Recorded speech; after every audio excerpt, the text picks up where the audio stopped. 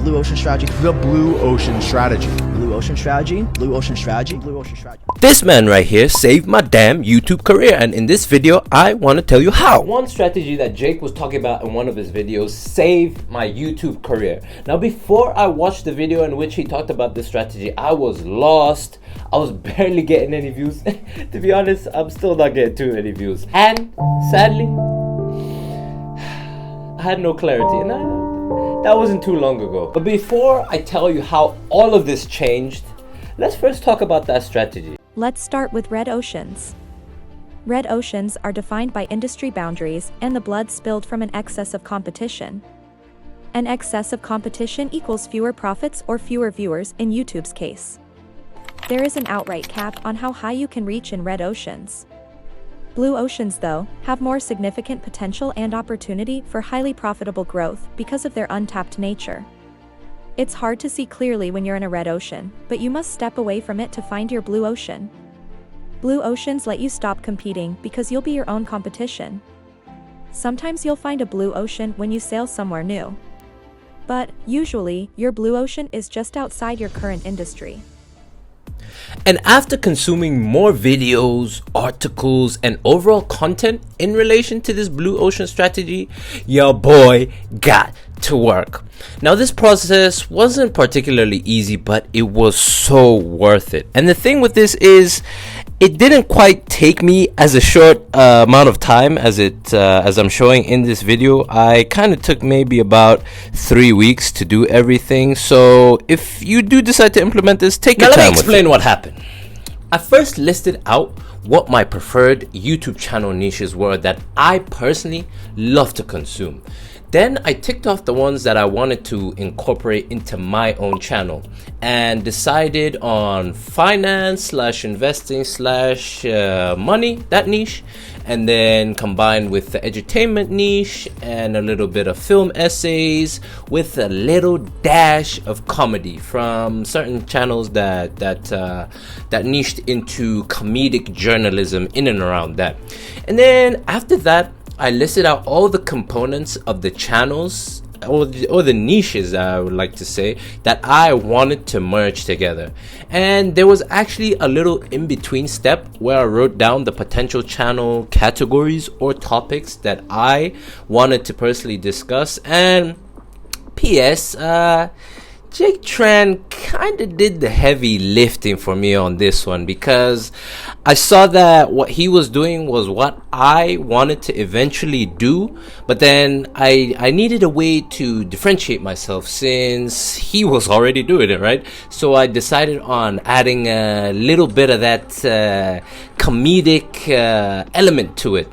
And yeah, then I added in components, the other components that I wanted to include, you know, for some of that mo sauce, you get me? So these are the components that I listed in that I wanted to personally add. And then I moved on to this gorgeous graph.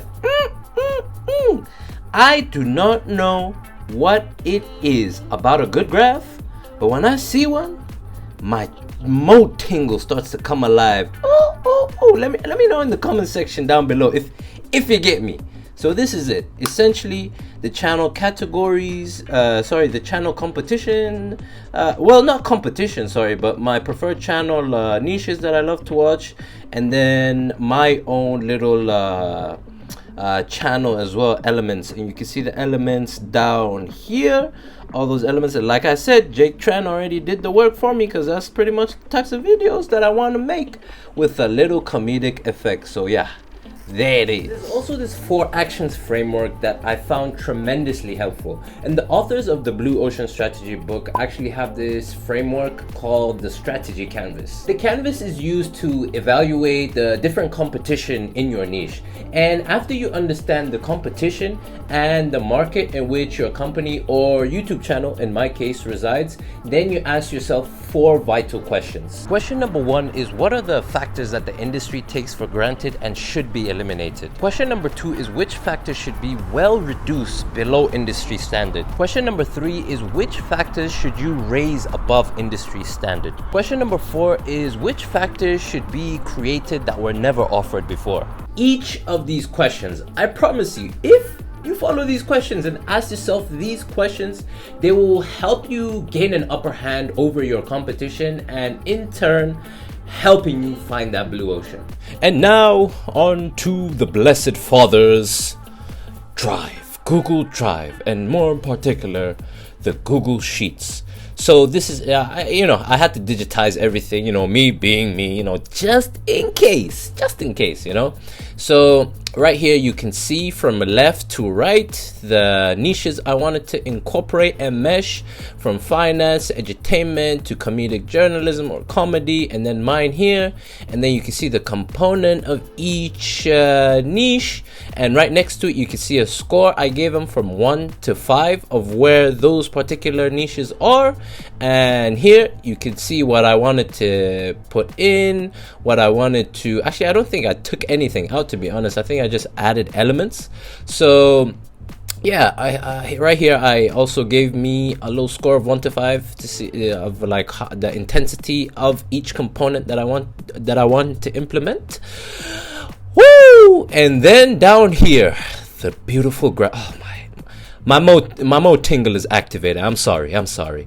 So right here you can see the finance niche, boom bam boom, and then the edutainment here, boom bam boom. So it's essentially just these data points in a graph. Comedic journalism here, and then my channel here, boom bam just boom. Like that, I had clarity. They say you cannot hit a target that you can't see, and this whole time I couldn't see my target, but thanks to that man, I can now see it. And for that, Jake, thank you.